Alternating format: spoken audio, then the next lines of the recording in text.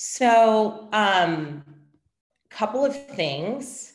We're going to do today a little differently than how I've been doing it. We're still going to do the PowerPoint, and I'm going to roll through the slides. And then we're going to interview, well, I'm going to interview Heather, Mahogany, and Lanisha, because I think what's most critical is how this looks on the court. And so we're going to talk with three people that have a lot of experience listing homes. And I'm going to talk to them about the way that they have the conversations with the client, the most important things to make sure you do, and what they look for when they go on these appointments to get the listing, and then what happens after you have the listing to get a home show ready. So I'm going to share my screen, and we're going to roll through the basics, and then we're going to spend, so I'm going to go really quickly through this part, you guys, and then because I want to get to talking to Heather, Mahogany, and Lanisha. And then after, in that part, you know, there's a function where you can raise your hand, and I want to invite people to either use the chat box or the raise hand function to ask questions, and we'll have it switch to more of a mastermind. I think that's going to be the most useful way for us to do this. So let me go to slideshow. All right. So here's the thing. In a seller's market, it is a lot easier to get homes sold that maybe aren't in tip-top shape because inventory is so low. So you have those people who, you know, went and made offers on like the beautiful turn, ready to go home, and don't have the space in their budget to compete at that level within that price point. So you might be in a given neighborhood and it's a difference between, you know, the show ready home is coming out at $730, selling for $750. And for that house that maybe didn't get zhuzhed up as much as it should have, you can get that home in the sixes. So you're going to have buyers that are going to be able to walk into a space in a seller's market, and the listing agent really hasn't done everything that they needed to have it be show ready. We're going to talk about what those things are. They haven't fixed everything. They haven't decluttered like they should have. Maybe they didn't, you know, stage, and the furniture that's in there is super dated. Maybe they didn't paint or take care of the landscaping. And people are gonna, it's so competitive in the market, there are gonna be those buyers that are gonna use their imagination and know that they're not gonna be able to compete and get into those show-ready homes. And you're gonna be able to put that house on the market and still probably have multiple offers on it. What happens when we move into a buyer's market, when the market shifts, like we know it's going to, now it's the opposite, right? So there's a ton of inventory, and you have, you know, one shot to get the price right and to make a great first impression. And that is making sure that people walk in or look at those photos and can imagine themselves living there, because there's a lot of opportunities for the buyer as they look at each home.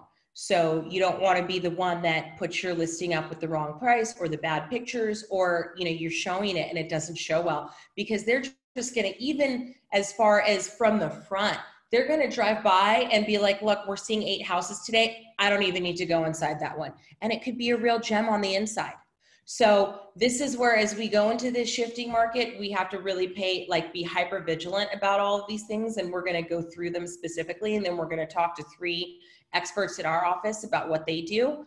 And then I want you guys to totally ask questions. So let's get started. Can you tell that my kids have been like watching YouTube? That's how every video starts. Let's get started. Okay. Yes. All right. So these are the sort of main ideas. Is we're going to go over your perspective on staging, and then a little bit on what it looks like to have the conversation with your seller about the need to stage. The most tactful way to do that, because, you know, that person that's had the same furniture that, you know, since 1975, like, you don't, want to tell that person, like, your stuff's ugly, so we got to get it out of here. No one's going to buy the house, right? Like, there's a way that you need to have the conversation. That's one of the things we're going to talk to our 3 agents about specifically, but there is, there's a skill to that. Then there's a couple different ways that you can go over getting the house staged. We're going to talk about what those look like. Evaluating the house, implementing your staging strategy, and then what's required when you're staging an empty house. Now, something else I really want to say before we move on is that if you ever look at the top agents and what they do, this is always, bottom line, a part of what they provide their clients. It isn't a matter of, well, in this house, we're going to stage, in that house, we're not. And as we go through what it looks like to do the process, there are going to be things that you're going to do with, well, my request is that we as an office do it with every single house that we take a listing for. And I'm going to talk to you about what those things are. So, perspective on staging. Here are the benefits, you guys. It just makes it that much easier for you to get your listing sold. So in a shifting market, we already talked about this, it's super competitive. You just got to do it. Agents like great looking homes because you want to think about it. And this is something you want to talk to your seller about. Imagine you're the buyer walking in and you're not just walking into one house. On a given day, you may be looking at 3, 4, 5 houses. You want to make sure that yours sings when people come in here because they're going to be comparing it to the pretty new one down the street. So this is a way to get your listings to stand out. This is a way to capture more buyers versus having to find that one or two that maybe have the imagination and can see past the bad paint color, the repairs that need to be done, and the ugly furniture.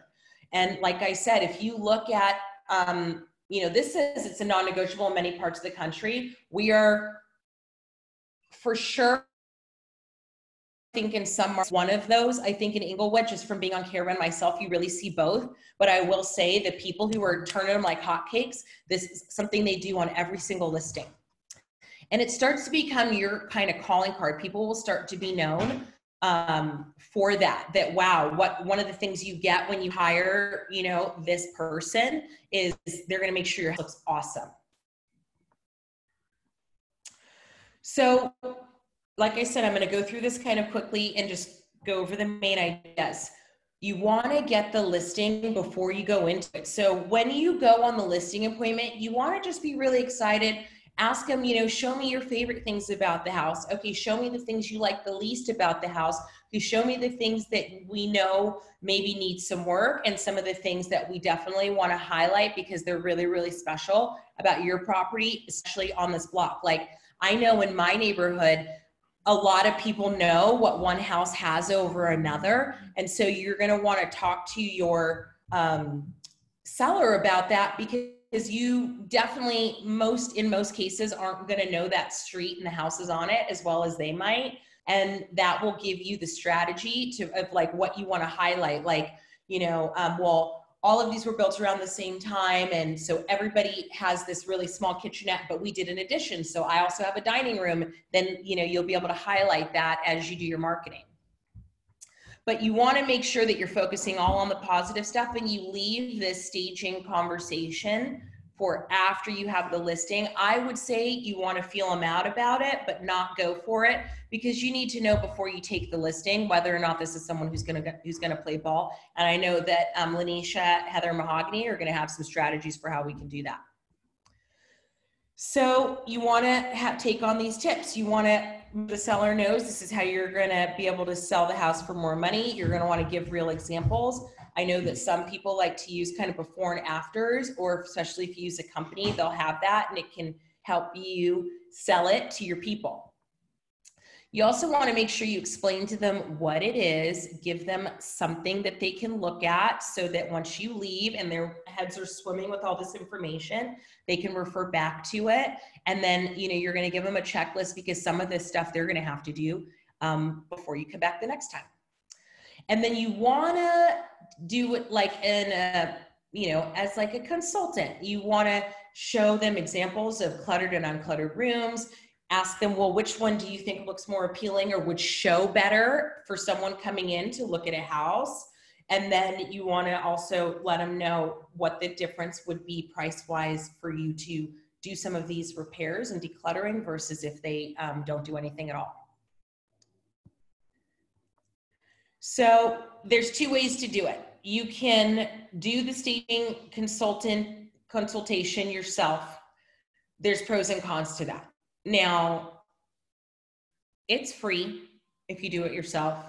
You definitely have a say for what it's going to look like in the end.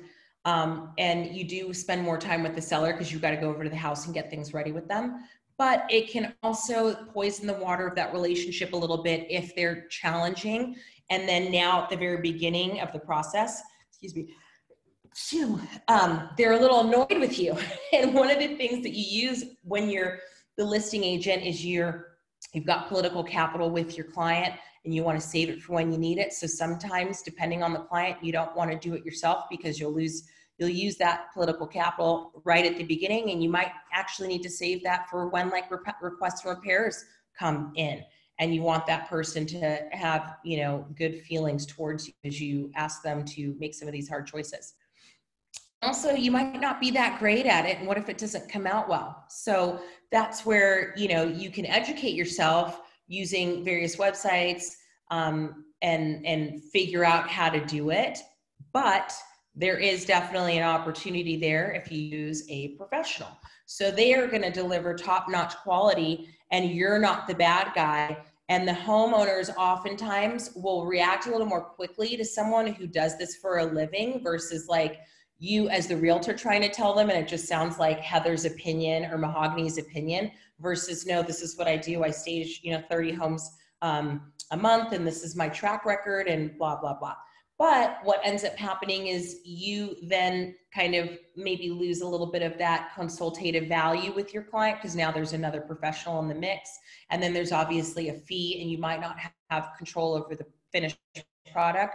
But I do think there are ways to mitigate this by choosing somebody you have a strong relationship with as a stager, and you almost do it together.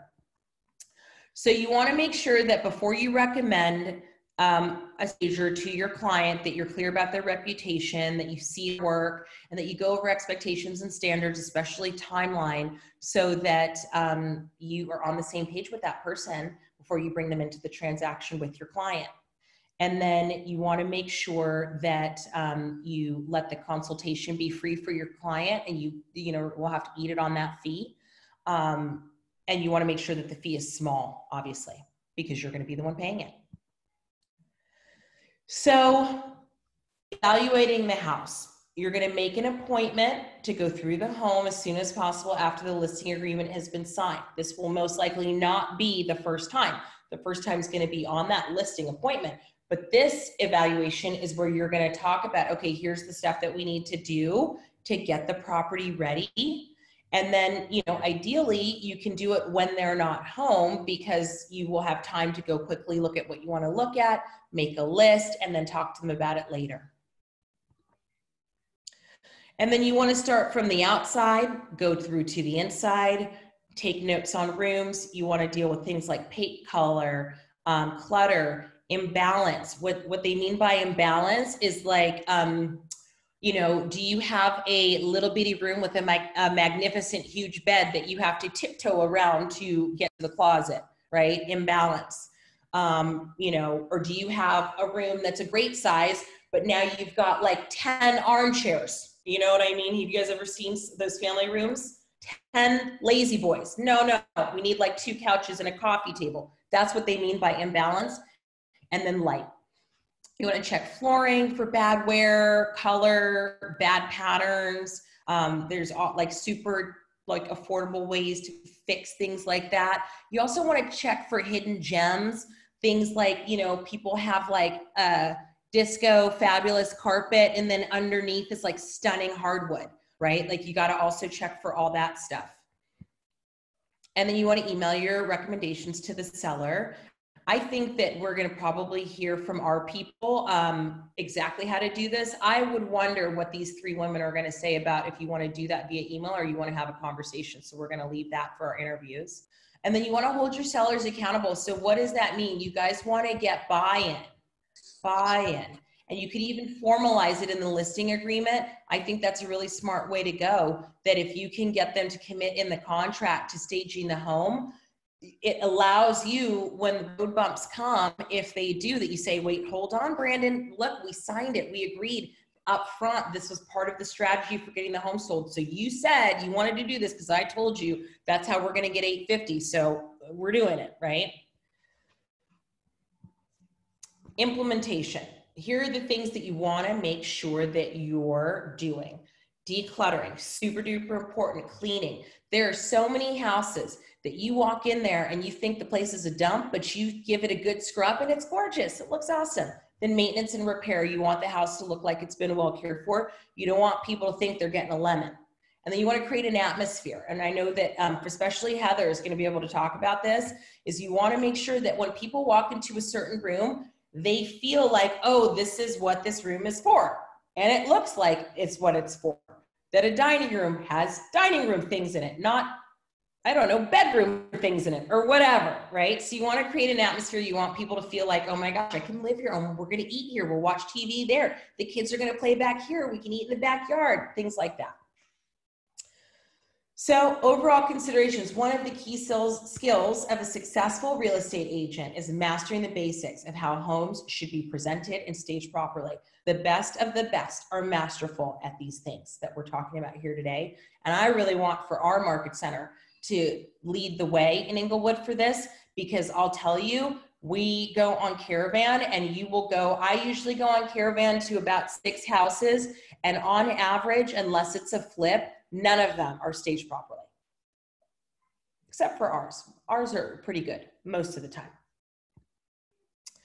So there's 2 different ways that you can talk about staging: simple, remove clutter, clean, paint, rearrange their furniture, and then extensive, which is the simple plus home renovations, new flooring, upgrading the kitchen, or getting a stager to bring in different furniture that's really got a vibe.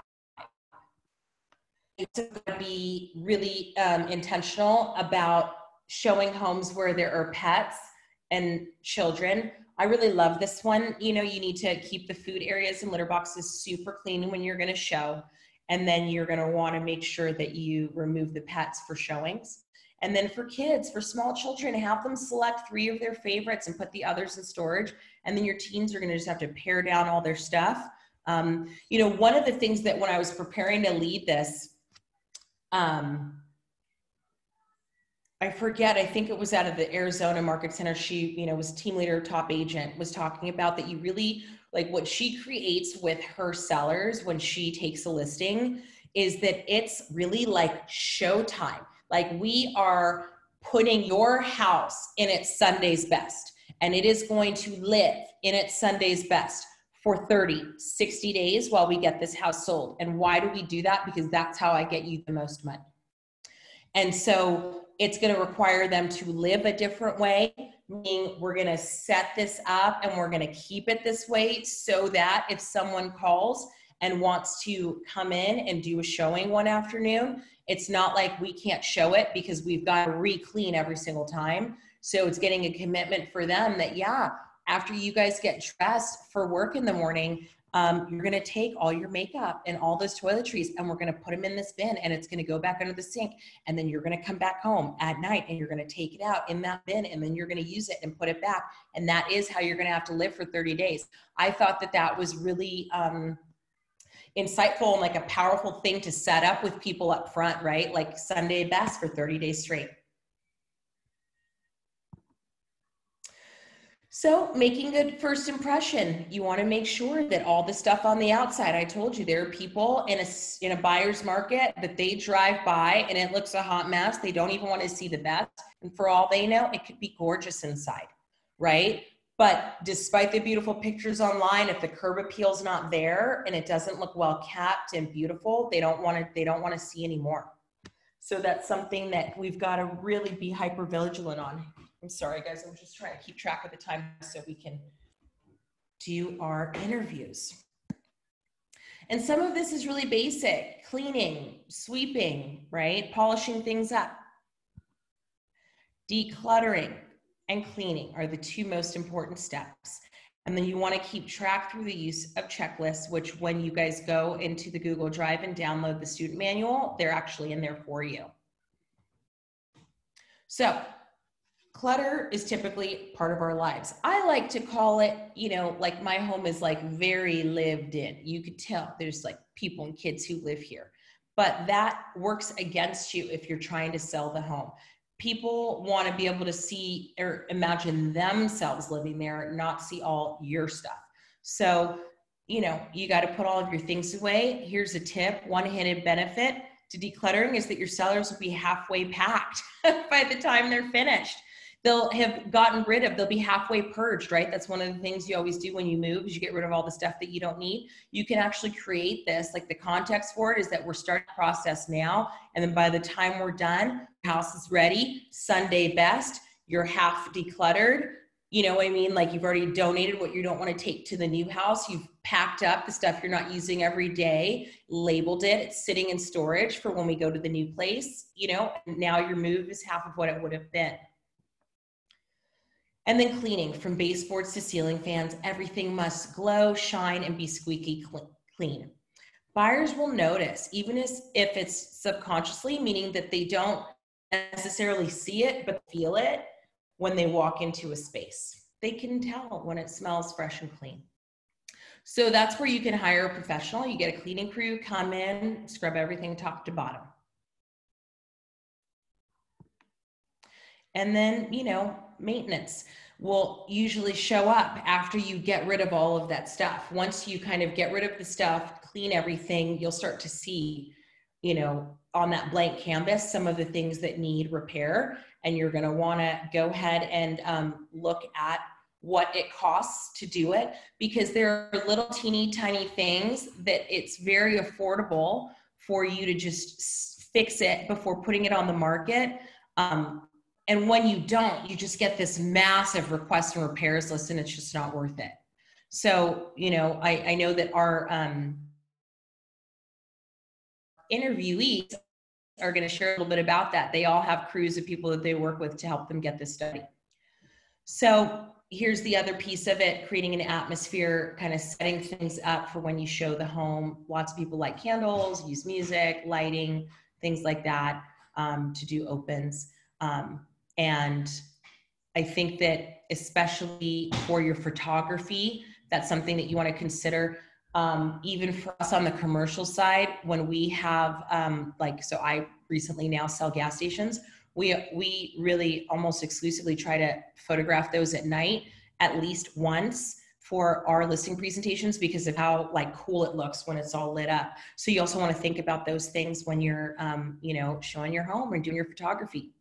So guys, now I'm gonna turn it over. We're gonna start with Heather, and Heather, thank you for doing this. I want to start with, so when you first go to a listing appointment, let's start there. What do you do to start?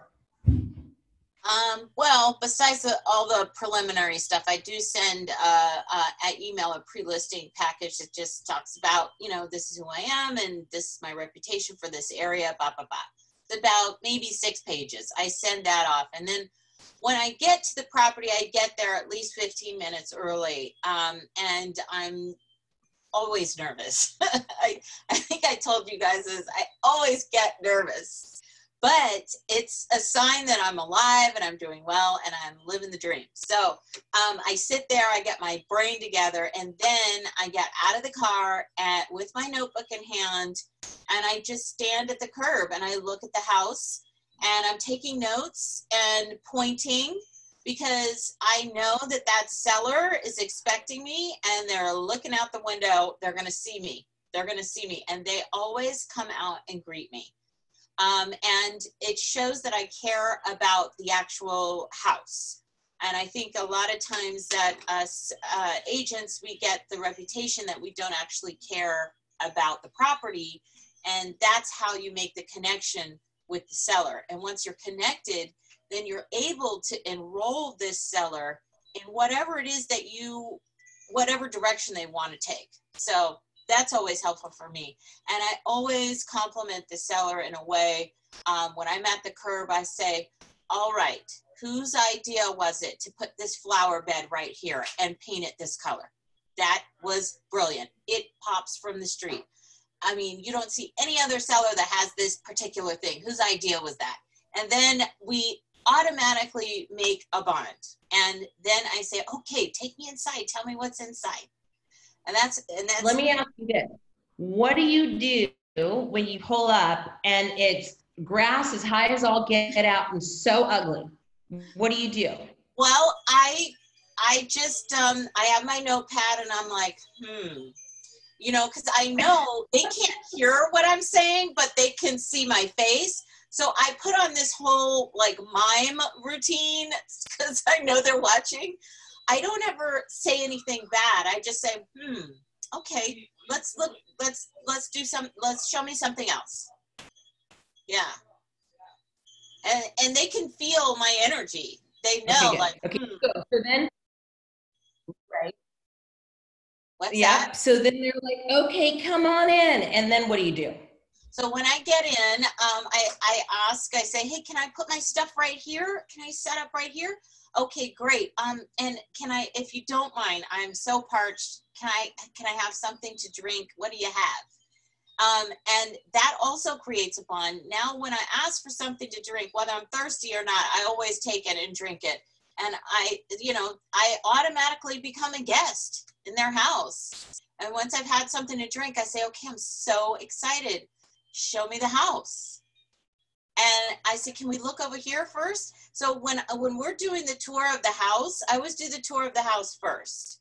And I say, I'm asking them questions about, what particular, what made them decide the furniture and everything. I'll ask them questions about what's there. And then I'll always say, okay, show me something else. What else? Okay, good. And then if there's, you walk in and it's like the kitchen is just like crazy and like cabinet falling off. Do you say anything then? No. Or do you leave it?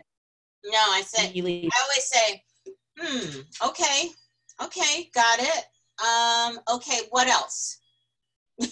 But if there's something fantastic. And what do you do if you walk in? If I do something fantastic, I make a really big deal out of it. But the stuff that's not so great, I will, I'll say to them, okay, I got it. Okay, got it. So okay. I show them that I'm concerned about that without telling them. Okay, good. And then what if they ask you straight out, do you think that the kitchen is going to be a problem? I mean, I know that it's like my oven is from 1980 and it doesn't turn on, and like I'm missing a few cabinet doors here, and just step over that hole on the floor right there. We were going to fix that, but there was this rain and then a leak and then something happened. I mean, I don't know about it, but yeah. What do you do then? Well, Mr. Miles is in the background. Stop. The mic is on. Shh. Okay. So what I will say, I said, yeah, I noticed that. Yeah. But don't worry. We're going to talk about that in a second. I brought you something really good, and we're going to talk about all that kind of stuff. What else can you show me? I try not to engage too much with that until they've showed me everything and I go to sit at the table. And once I'm at the table, then I will go over, I picked out, here's a list of all the homes that have sold in the last 6 months. And they're similar to yours. Out of all three of these, I picked the top, middle, and the bottom range. And I want you to take a look at all three of these. I have pictures. I have the MLS setup sheet. And then I printed out all the pictures so they can see it right there. And I said, I want you to tell me which one looks closest to yours. And then what I'll do, I say, while you're doing that, I'm going to go back and look at the kitchen again because I want to see what you were talking about. I'll make an excuse to go and look at something else. And then I want to give them a moment to really look at things. without me hovering over them. That's the That's idea. really good. Why do you want them to look without you hovering? Like, what's the strategy there? Because I want them to come to this conclusion on their own, how their property compares to others. And what we're seeing is what the buyer is going to see. And the first showing always is the photos. The photos online, I can't tell you like how much that's helped me win. And, you know, just having a great video and having photos and the paint and arranging the furniture. If the furniture is big and ugly, or big and bulky, I should say, and dark, then I'll ask them to remove it. I'd rather have an empty room than a room that has a bunch of furniture that's outdated and dark, and it doesn't make you feel good when you walk in the room. Really good. So let's say after all of that, they say this one, they're like, oh my gosh, Heather, I love you. Like, I'm going to give you the listing. And then you're like, okay, awesome. Then when do you have the next conversation or meeting, or then what happens after that? So they've now listed with you. Then what happens? Okay. So once they've listed with me, then what I'll do is I'll say they've signed everything. I just immediately take a moment to review everything that they've told me that was important to them. And I'll say, listen, you know, I'm so excited about this. You have no idea. I love when I get a great listing with a great house like this with motivated sellers who know exactly what they want. You guys we're going to get this sold. You're going to have the money to move to Alabama and take care of your mama. This is going to be a journey. We're going to travel it together. And I'm just so honored that you picked me. You could have picked anybody, but you chose me. And I promise you're going to be happy about that. And I set it up like that so that they have the expectation that it's going to be a great journey, that we're in it together. And what I'll do is usually on the way there, I will have a note card in the car. And I will fill out that note card. It's got a stamp and everything, and I will pop it in the mail so that they get it the next day. I can't tell you how many listings I've gotten just sending a thank you card to the seller. Good. And then after that, I set it up and I say, hey, listen, this is what we're going to do first. I'll give them a list of things, a checklist, a seller to-do list, and I'll say repairs, or is this repairs plus decluttering, or is it just whatever you want them to do? Move this couch, take down that picture, clean out that closet, like every single thing you want. I set up an appointment for me to come back and really take a thorough look and give them a checklist of things that we need to do. When I do that, I come back and everything is more relaxed and they're clear-minded now that decision to pick the right person is out of the way. And it allows me to ask their permission to be the team leader on the journey. So then I'll say, okay, I've got my notepad. Let's go room to room and I'm going to give you some notes. I'm not going to overwhelm you, but I promise if you're willing to get this done, that it's going to pay off in the end. And I always try to sympathize. Timetable, Heather? Do you tell them like by when they need it done, or like what's the timing of it? Yeah, usually what I tell them when I'm sitting at the table is I tell them it usually takes us about 14 days prior to us actually going on the multiple listing service in order for us to get the house tip top, take pictures, stage, whatever we have to do. It usually takes about 14 days. Okay. And what else? Go ahead. Are you big on having people do renovations or repairs, or do you typically just want them to clean up, declutter, and then you just leave it for the next person? Like, what's your, or is it case by case? Like, what's your standard for that stuff? If someone's got a problem with a window or a door that squeaks or whatever. I will tell them that when I first started, that I started out as a buyer's agent. So I have a really good gauge on what happens when a buyer walks into a house. And I will tell them there's nothing, I said, never underestimate the value of a can of white paint. Everything needs to be painted white, crisp, clean. Everything needs to be put away, decluttered, and I'll walk through room by room and say, okay, can we move this out of here? Where can we put this? And I always try to be sympathetic with the fact that, you know, it's not easy to remove a big bulky couch. You know, they got to get a mover, they got to do all of those things. So I try to make that easy by offering those services up front, you know, solving that problem before it even becomes a problem. Yeah, but so you have a crew that you recommend to your people? Yeah, I have Good. a few people, that movers and just handymen and all of that stuff. I also, one of the things that I've started recently is asking people to really clear out the garage, because the thing that's happening now is that we've got a whole new era of house hackers that are into, the first thing they do, they see the house and then they want to see the garage to see if they can convert it to an ADU.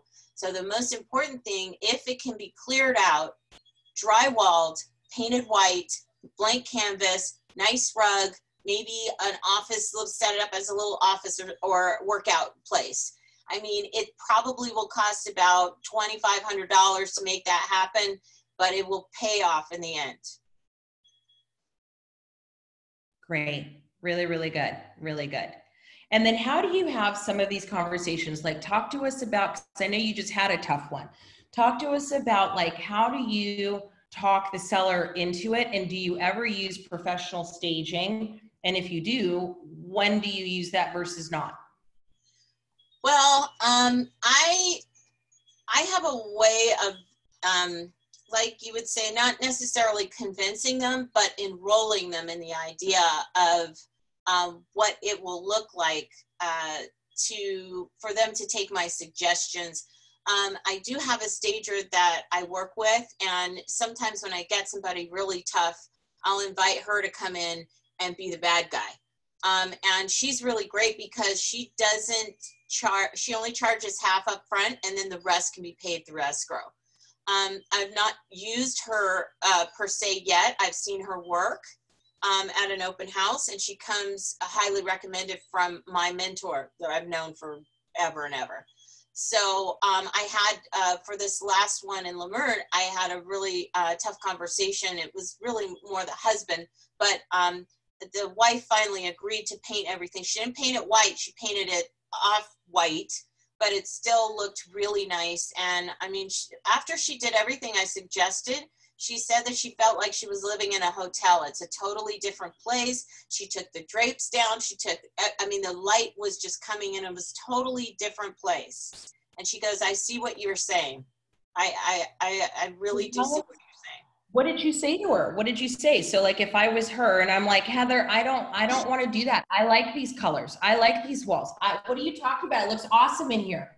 Why would you want to do anything? This is amazing. Why? Well, come on, they're gonna love it. Come in. Yeah, her living room was painted salmon. So I'm pretty close with this seller, and I really didn't get in too deep with that until after we had the discussion about signing the contract. But I did tell her, I said, listen, Sandy, this is your nest egg. This is it, man. You're going to retire. You're going out of state. And I'm going to need you to scoot over and let me do this. Okay? I just need you to scoot over. Let me do it. I promise if you do everything I ask, it is going to pay off. So the house not only looks fabulous, the video looked fabulous. And we already have an offer, all cash, over asking. And we just opened escrow about 2 hours ago. Congratulations. I love it. Awesome. Yes. Awesome. Thank you, Heather. Really, really useful. So guys, I don't know how I can see everybody. So before we move over to mahogany next, does anybody have a question for Heather? I don't know how to do this so that I can see if somebody raises their hand. Okay, now I can see. Does anybody have a question? For those of you who are new, this is like your chance. These are busy, busy ladies. Ask them what you want to ask them. No? Okay, we're moving to Mahogany. Hello. Hi, Mo. Hey, good people. How are you? Thank you for doing this. Of So course. Heather went over the basics of, what she does when she's starting there from the listing appointment. I know just from having worked with you, you, for the listings you've taken with us, always do some work. Talk to us about how you pick what to do and how you talk to your seller about signing on to do that.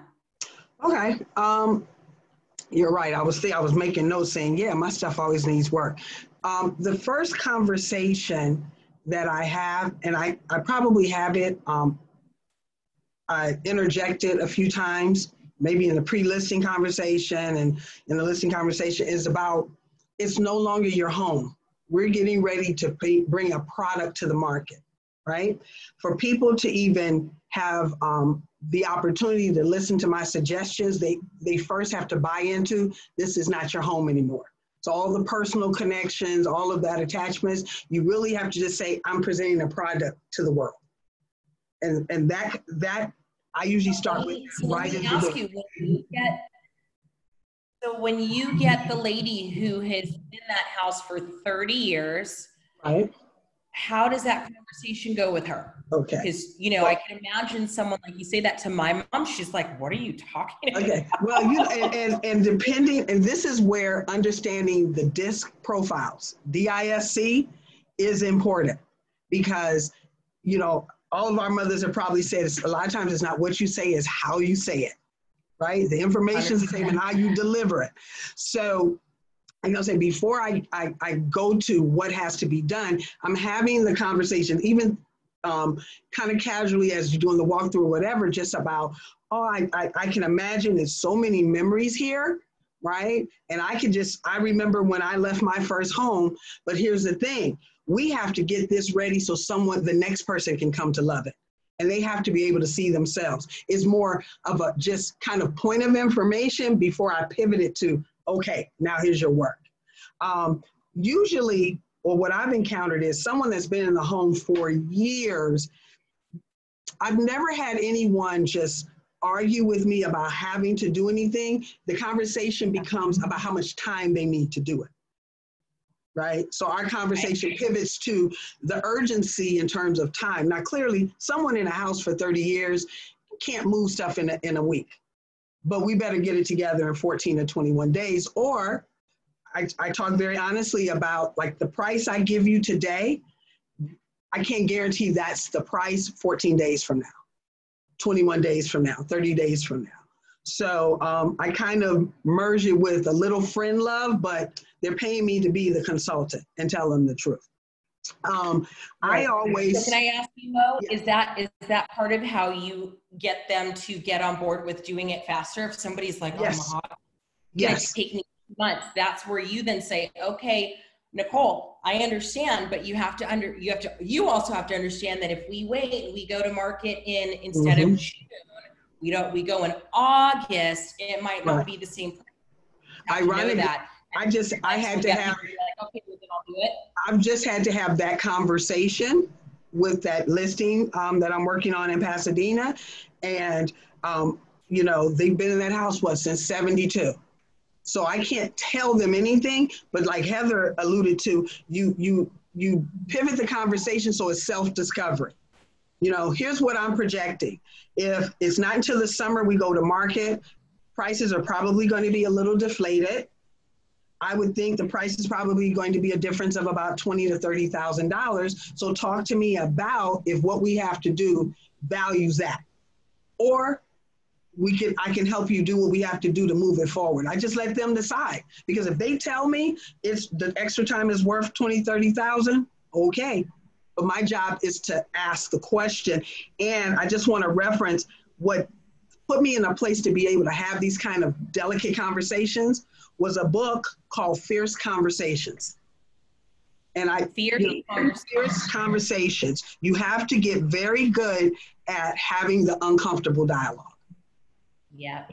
You have to be comfortable with that. So my thought, back to your original question, you know, a couple of things I look for when I walk through. I'm always checking for light bulbs that are not working.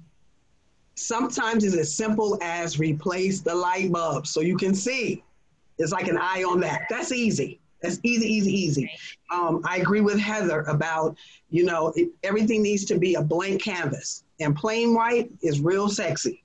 Period, point blank. It's let the next person come in and make it what it is. And that's more so for people who don't have a lot of money or they want to tell you they can't do a lot of stuff, right?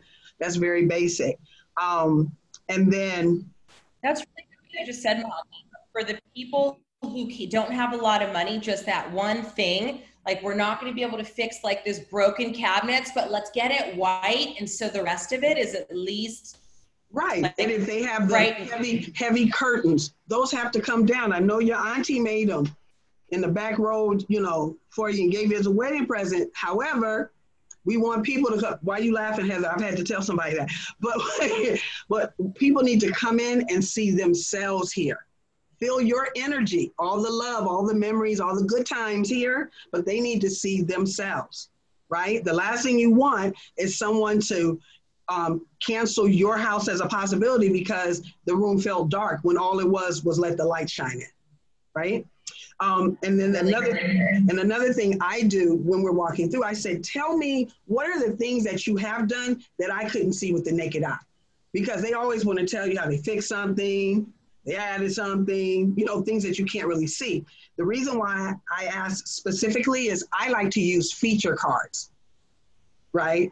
You guys ever heard of those? Like feature cards. So if I'm not standing there in the showing and the seller is not there, there's the hidden special stuff needs to speak for itself. It shouldn't be a secret. So it's kind of like, then we get to have a mix of, yeah, you have to fix this, maybe do some work, but we're also going to highlight and appreciate what you have done to the house. So it's kind of like a balance. Oh, I love that. Mahogany, I'll say Stephanie Vitaco, she uses those special features cards. That's yeah. Right. Throughout the house, special features, and she puts what the feature is.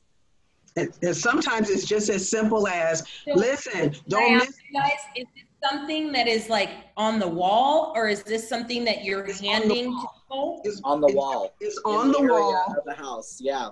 Wherever it is. So like, for instance, if there's this amazing something in the backyard, most times it's not uncommon for buyers to kind of look real quick and miss it. I might put something on the glass door. Don't forget to check out whatever. Or we just, yeah. That in a home book. And I believe in the home book, you know, the book that can sell the house while I'm not there and answer the questions. But yeah, it's just, and like, obviously, if it's a $2 million listing, it's going to be fancier. They might be a feature card in a nice little frame or something, you know. If it's a $400,000 or $500,000 house, it's still going to look nice. You know, it's just, you type it on your computer, plastic there. Got it. That's cool. I've never even heard of that. Very cool. Try to add value. And I know that you often, you know, you will have them fix some things, right? So yes. When you do that, and I know that you have like people that you know and that you use. How do you pick? What are the things that when you're like, okay, we've got to fix this, what do you focus on, and what do you sometimes overlook or leave for the next person, or leave for the custom repairs? Okay, when it comes to updates and renovations, I don't recommend it. I don't think it gives a great return on the money, because the buyers I've worked with, they want to come in and do their own thing, right? So the money should be spent on, I do agree with curb appeal. So if that grass is not cut, get it to happening, right? What if it's all dead and there's no flowers and it's just all sad? Well, the good thing is the 99-cent store have flowers. I mean, here's the thing. It would be nice if someone had a house that was popping with this beautiful dandelions and calla lilies and all of that. The first thing is the outside has to match the inside. So I'm not painting like a fantasy. It has to be well groomed to begin with. So even if I walk up and the grass looks dead, like they haven't watered it, well, between now and when we go live, get to watering. Bring some life to this. Like, you know what I mean? It's clean. And if you haven't washed the porch down in a while, well, we're going to talk about power washing, right? Because you said something at the beginning of this. In the last market turned down, I had buyers in the car that we would drive up and they would be like, no, don't want to go in there. Why? No, it looks funky. Let's go see the other 18 houses. So I know that oh so well. The other thing that I pay attention to, probably because I'm super sensitive, are smells.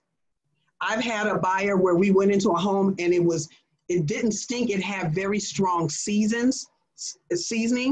I think maybe Like the homes were Indian or something, and we couldn't stay in the house. We had to go, right? I'm not talking about. I mean, you're talking real talk. I mean, these are things that as a listing agent, as we go into this market, you got to think about it. You know, right now, the living's been easy. They're not problems that, Exactly. but when things shift, you know, people are going to be, like you said, Mahogany, let's go see the other 18. I'm done with this one. Yeah, And you don't want that. You don't want someone to want to run out. And this is what I mean, back to that understanding about maybe challenge conversations that still need to be had, but can be had in a respectful way. For instance, like it's 95 degrees today. If I take a listing today, I would tell someone, listen, while we're in the heat wave, it's important when people come in, it's fresh, it's clean. Not going to fry that catfish. We're not going to do strange things. We can't. Or you're the highest bidder on your house. See, I have a personality that I just get right to it, but I say it with a soft touch and with some humor. But because I've had experience when that messed up a house that should have been a perfect contender, now I look for that. And then just the, you mentioned about like funny, not so much the furniture, but like carpeting or weird design choices. You know, so it's not, it has happened on more than one occasion where I've said, like, listen, everyone cannot appreciate purple and green polka dot shag carpet like me and you, right? So I'm their friend, like Heather, I'm their friend, right? But remember, this is not for me and you, this is for the next person. Let's let them decide how they want to do. And when I at least approach people with respect and consideration of their lifestyle choice, that this is not a diss. It just means your time here is done and you're moving on to the next adventure. They've been open and receptive. If something really requires... I love what you said. Well, I want to underline a couple of things that you said that were like the gold in there, which is, you know, like friendship and like an affinity and like bringing it back to their motivation, which is getting this house sold. So what I love about that, guys, and what I want to underline that both Heather and Mahogany said was that it's not in the world of like what I like and that I don't like what's here, but it's like in the world of my professional opinion, knowing what gets houses sold quickly for the price that we're trying to achieve. And I want to really underline that again, and I'm going to probably underline it for the third time when Lanisha shares what she does. This is the important part of the conversation, and this is where you want to get masterful in always bringing it back to what you're saying is for no other purpose than to get them what they've said they want. We're the here. Highest price and the quickest. Your goal. And you know, it's Heather had even said it. It's, you know, as you present your opinion, your professional experience, I don't even call it opinion anymore, my professional experience, right? We're not the enemy, right? We're on each other's side, right? Believe it or not, probably more questions happen about removing personal items. Like the picture, you know, the grandmother that has 18 grandkids and all the pictures up, or the wall artwork, right? or even I walked into a place that was immaculate, beautifully styled. However, artistic choices and certain things too personal. You have to basically take all the zhuzh out of stuff. But, you know, that's the one thing people always ask. I heard you have to remove stuff. I'm like, yeah, it's okay. It doesn't mean, again, that you have bad taste, is that you're preparing and opening it up for the next person.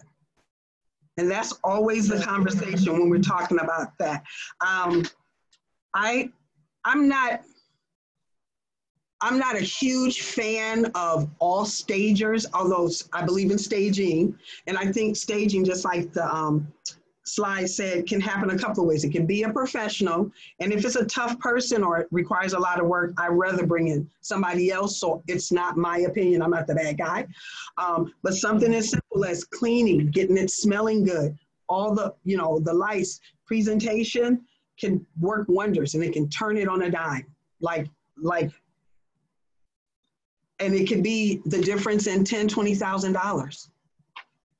You know, if you talk to folks in real, not just opinion, but real life consequences, they understand that. They understand if you invest $2,500, you could recoup $20,000. People understand that. People, versus. What's your stance on showing a house empty versus staged? Okay, so the statistics do show that vacant homes take longer to sell. Okay, although again, if it's clean, professionally clean, not your cousins and them doing it, professionally clean, where someone literally could roll the truck up, right? So because people can feel that if it's clean, if it's bright and white and well lit, you can still make it work. There have been instances where I say, well, listen, let's just do a couple of rooms, right? Yeah. Let's do that. And if someone says, I don't have the money, because I don't pay for staging. I don't. It can be, maybe there's an agreement that I have the stager come in and it's paid for in escrow, right? So that's reimbursement. But I do need my seller to be committed to doing their work as well as their house. It makes sense. I find it interesting. I'm toying with the notion of this virtual staging. I don't know how I feel about that yet. I've seen two schools of thought on that. Some folks like it just to give people an idea, just like some of the luxury homes I've seen where they have artist renderings of possibilities, like when you walk into a listing and they say, it could be this. And then some people have said, oh, well, that's fraudulent. I don't think so. I think it's fine either way. Just with a vacant house, it has to be priced right. And it has to be clean and smell good. No mistakes can happen on that. Love it. Thanks, Mo. You're Manisha, are you welcome. there? Awesome. Let me see. Where's my next person? She's still on. Yes, I'm here. Hi. How to unmute. Awesome. So when you are getting, well, let's just start because you also work with investors. Now, why I wanted to kind of go over this is, and I don't know if you've had this experience, but have you run into the investor, maybe one of your green bean investors, and they have different ideas about what the home needs to look like when you bring it to market, and you've had to then have some of these conversations that we're having today with those people, and what does that conversation look like then? Okay, so I work with investors, but I also have probably more of the more challenging owners, in that they're probate, they're pre-foreclosure, they're short sale. So investors, specifically investors who are like fix and flip, they're more concerned about the money, because they have no emotional attachment because they haven't lived in the property. So if my secret weapons for when I do my listings is my team. So I have a good handyman and I have a good stager who will bill out of escrow. So the less money they have to put into a property to bring it to market, the happier they are. So they trust my stager because they trust me in my judgment. So I say, let them come in, let them bid it, see if you like what they say. You can do more or less pieces of furniture. You don't have to overclutter. Less is more. So we have those type of conversations, and to keep the budget low. I emphasize finance, like budgeting, and then I emphasize time. So how quickly you want to get this done, how soon do you want to bring it to market? And my conversations as far as getting it ready for market are around those two factors more so than the emotional attachment of letting go. Okay, really good. And do you ever get any pushback on that, or is it usually only financial and then that's the problem to solve? The challenges come in on people that are older, who have probably been in the home for a number of years, even if they don't live there now, or an extended family member had been there and they don't know what to do with all their stuff. So the more that I can help them through that process and make that faster and easier for them, the quicker we go to market. So for example, we had a full home on the one we just did. I know in working with you guys for the last year and a half, like oftentimes, you know, I'll see you and you'll be like, oh, Lance is over at that house helping the niece clean out the stuff. So tell us a little bit about that with some of these, you know, pre-foreclosure or probate properties, or, you know, where it's a family member who's doing it on behalf of somebody else. Tell us a little bit about that process and what are the conversations that come up there? See, though, the people that are doing it for their family or for extended family or for, you know, other people they know, they have their own life in their own house and they don't want this to consume their time. So the more I can have somebody like Lance come in or like our handyman come in and just take care of it for them, then that eases their heart, and they're just a lot more at ease about selling the property because they're not so stressed about, where am I going to put all this stuff? I got to get somebody to come and clean it up. I got to get bins for it to be picked up. So the more we can make those arrangements, for example, the one in Harbor City we just did with Anita. So what do you do? Do you just throw it? Oh yeah, go ahead. Perfect example. So tell us about that with Anita.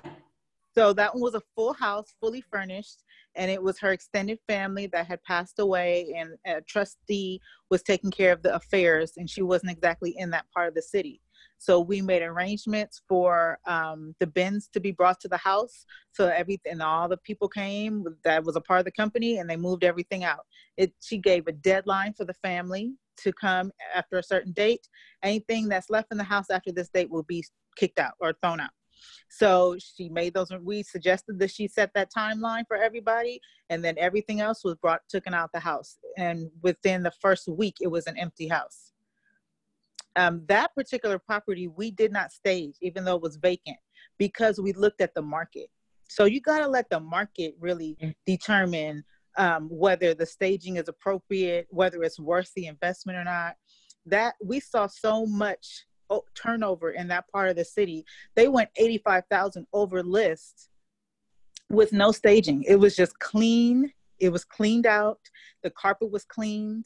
It just was an open space, big windows. We made sure the windows was open during showings. So it was just a nice big space for people to walk through. And it was good to do that because we had 150 people come through that house of showings and 3 open house window times.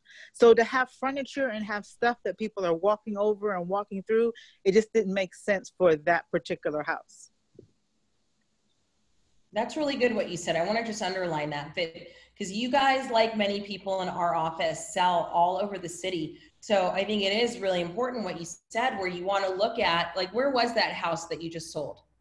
Harbor City. Harbor City. So in Harbor City, no staging required. So you want to look at where you are, everybody else, and see, you know, is everybody showing vacant, and is there such a demand that people are going to walk in and they're going to just want it? Or is it, you know, which I'll tell you, you go to any house in West Adams or our farm or our territory, you know, the ones that are staged, they go like the day they come on. So I think that's perfect what you're saying. Yeah, then we have ones that were like Inglewood, that was like a condo, and it was a smaller square footage. So it made sense to stage it because then it gave purpose to all the parts of the house that you can see. Oh, you really can get a queen size bed in here. Oh, you really can get other pieces of furniture. It's not just a upstairs, downstairs, empty room. So it has to make sense kind of with the floor plan too.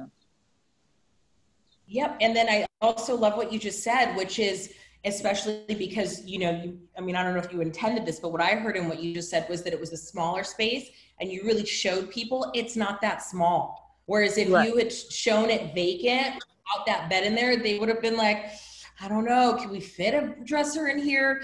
What size bed will fit? And so once you just stick that bed in and then people see like, oh my God, there's totally enough space. We could totally have a TV and like that. Really, really good. So that's another way, you know, which you're pointing to everybody else on this call, where you can also use staging to tell a story in the home about what fits, possible uses for different spaces, like that. Okay, really, really good. Okay, go on. This is so good. I love this. I think I'm going to switch all my calls to be masterminds. This is so cool. I mean, so you have another question, or you want me just to kind of describe some of the ones that we've recently done? And no, we keep going. So that's what you did in Harbor City, and then you did that one for Inglewood, right? You staged. Now, when you're doing staging, tell us a little bit about, you know, how the conversation goes with your seller. Like when you're having the professional stager come in, like are you using a stager only when it's vacant, or are you also using a stager when it's occupied and having somebody come in and bring in different furniture with some of the owner's furniture or not? Tell us about that. Yeah, for the most part, I use a stager when it's vacant. Because there's no furniture pieces there to play off of. But when it's occupied, we have used people's front sofa, their small tables, maybe keeping one of the bedrooms dressed and the other not fixed up, just vacant. So we've done a different combination. When there is someone there, and let's say it's like older or not very stylish to the current time furniture, keeping just an item in a room still gives the room purpose. But you can also, which Heather is actually where we got this trick from, is whiting it all out. Just the simple fact of cleaning and freshening up and making it open and bright, that goes way further than trying to find the money to stage something. It's better to have a big open fresh room with no furniture than a closed up room with a pretty bed. All about the white paint. Yeah, because I mean, Heather knows that when we worked on, I think it was 3 different colors throughout the house, and when she came in, she was like, "Look, Ken, you got to white all this out like by the weekend if you want to sell this house." And the whole motivation is, if you want to sell this house for the price that you want to get for it, then you got to do something to get there. It's not just going to come to you with all of your salmon colors and your, you know, and your places that need some patchwork. Right. He did paint it white. Remember that? He did. Yes, he did. He did in like 2 days. That's right. So tell us a little bit how that conversation goes. You guys, you get any pushback when you have that conversation, or do you just say it kind of how the other 2 ladies started on the call and said, listen, if you want to do this, this is what we have to do?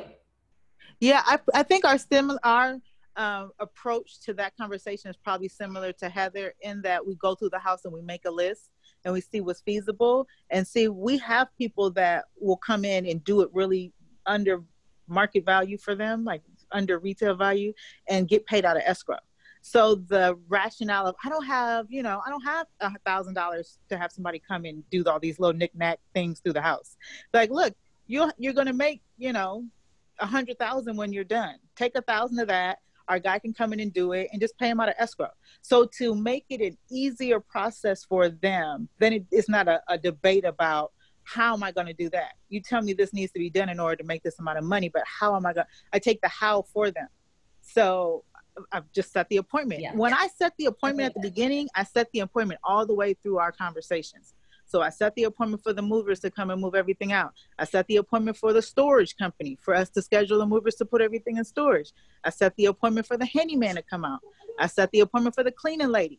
So I'm consistently setting appointments and figuring out, is it going to come out of escrow or am I covering it? Really, really good.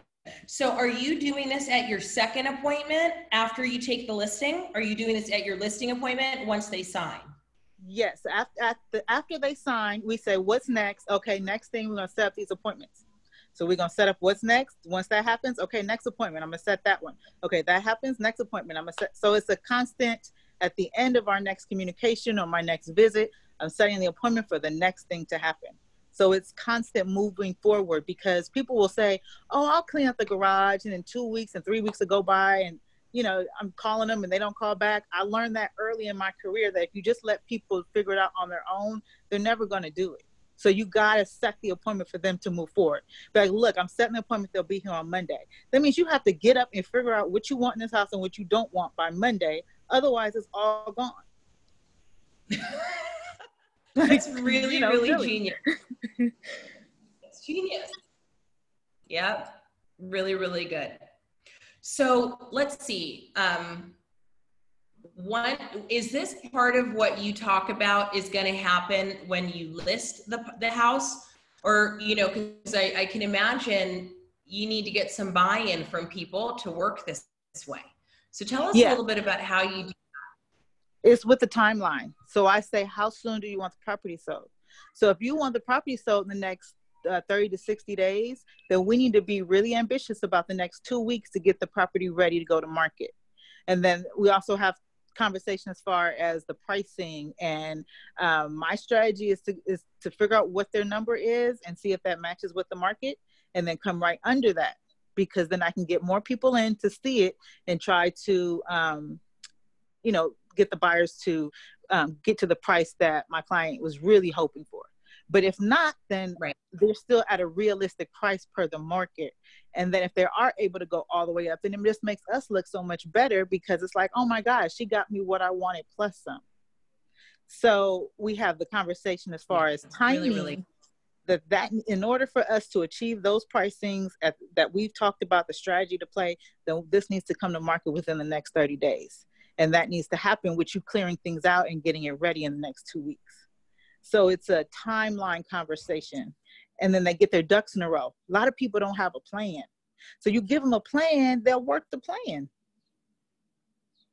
Yep. Yep.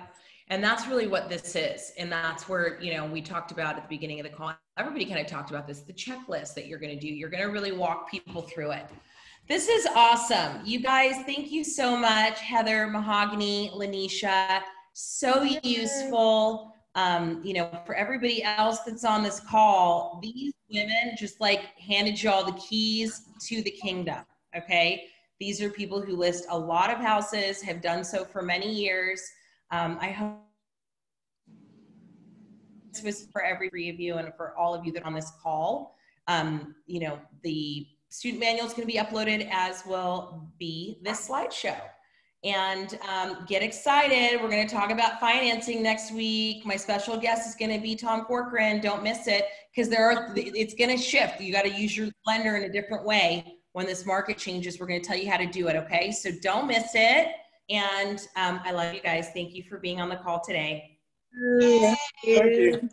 Thank you, ladies. Thank you, everyone. Thank you so much. Bye. What did you do with the children? Oh, my. I haven't seen one peek in. Like, what'd you do with the kids? You didn't see her come over here like 4 times? It's like What have crazy. you done? Tied them in the basement? Bye. Here, have an iPad. You get an iPad. You get an iPad. Thanks again, Mo. I really Nice. appreciate it. Bye. Bye.